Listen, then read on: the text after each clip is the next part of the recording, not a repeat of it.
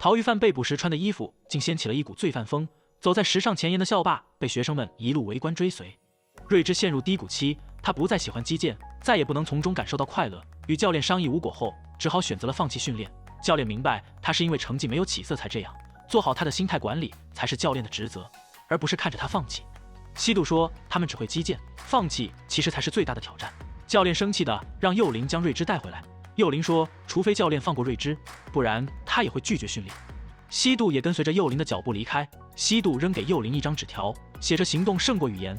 他认为幼灵做的是对的，两人会心一笑。教霸不甘示弱地写道，幼灵只能看着他，虽然他不是标准帅哥，却是幼灵喜欢的类型。西渡看着幼稚的校霸，只能无奈摇头。老师看到穿着罪犯风的教霸，不由分说就打了他一巴掌，之后更是没有丝毫要停下来的意思。班长忍无可忍呵斥他住手，老师却嚣张地让班长去报警。班长直接拿出呼机举报了老师，此事惊动了校长，他让两人立即到办公室。班长让幼灵先带校霸去保健室。面对警方，班长义正言辞指出老师的罪行。虽然作为全校第一，他没有被打过，但他不想成为对别人的遭遇漠不关心的人。警方却说学生不能顶撞老师，就算他举报了老师，他们也不能做什么，就算禁止体罚，但体罚与否都是由校方全权决定。立晨在警局打探新闻的时候，听说了班长举报老师的事。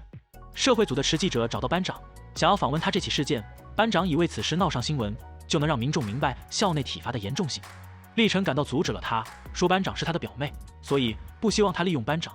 他根本不是为了伸张罪恶，而是为了指责报警学生对老师没大没小。班长本来觉得自己挺聪明的，但如果不是立晨赶来阻止，他应该正兴高采烈地接受采访。教练面对队员的集体造反，只能无奈地提出解决方案，说瑞芝要是想放弃击剑，除非他这次打进全国大赛8强。幼灵和西渡打算帮助瑞芝，两人带着他训练，指导他技巧。看着自己的纪录片，西渡就好像公开处刑一般。纪录片的收视率不错，立晨得到了社长的夸赞，并自告奋勇地去大邱访问，但因为大雨导致字迹都模糊了，幸得立晨提前背下了新闻稿，才没有出现失误。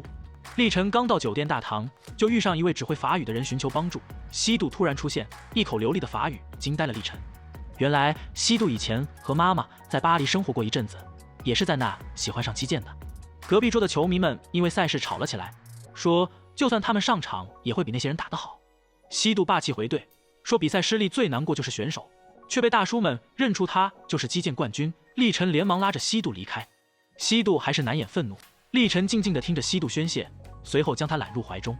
西渡不想和立晨分开，找借口又退了回去，挽着立晨去买牛奶。西渡因为竞赛期只能观赛，但他不觉得轻松，反倒感到压力，因为选手就是在比赛中成长，不能上场也就失去了选手的意义。立晨感叹西渡的成长，感觉每一年都有新的不同，想一直待在他身边，看着他帅气的成长。又到了分开的时候，两人甜蜜互道晚安。这时西渡的前男友秘密出现，说他还是忘不了西渡，想让立晨帮忙牵线。立晨果断拒绝了他，说西渡竞赛期本就心烦，不要再去打扰他，也不要再叫西渡甜甜。秘密说他只是为了试探，觉得他们分手的原因就是因为立晨。那时西渡和他提分手时说比起他好像更经常想起别人。秘密猜到那个人就是立晨，但看着两人现在的状态，以为立晨是在玩弄西渡。立晨气愤地说西渡并不是可以随意玩弄的人，把他看得比自己还重要，就算西渡还不懂，但他知道就足够了。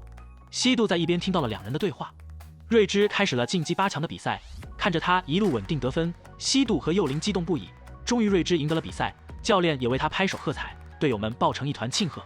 教练希望他冲击4强，但瑞芝选择弃权，他不想夺走别人的机会，他的击剑到此就心满意足了。教练尊重了他的选择，也希望他以后不论做什么都要学会坚持。男祝贺金泰梨，甜蜜的世纪，千禧之吻。吴良老师依旧在体罚学生，还找到了班长的地下电台。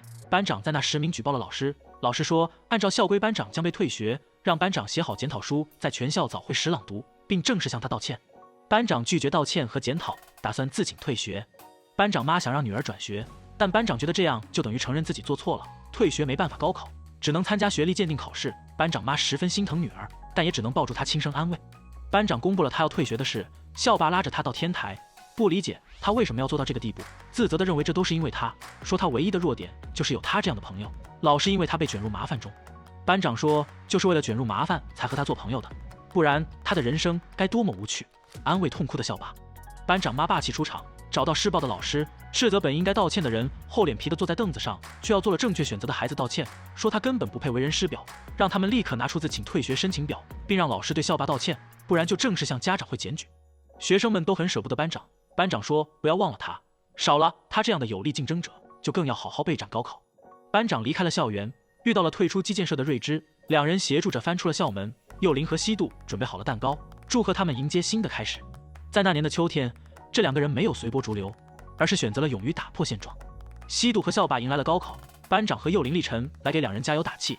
一转眼就要到千禧年了，5人组聚在一起，探讨着世界末日。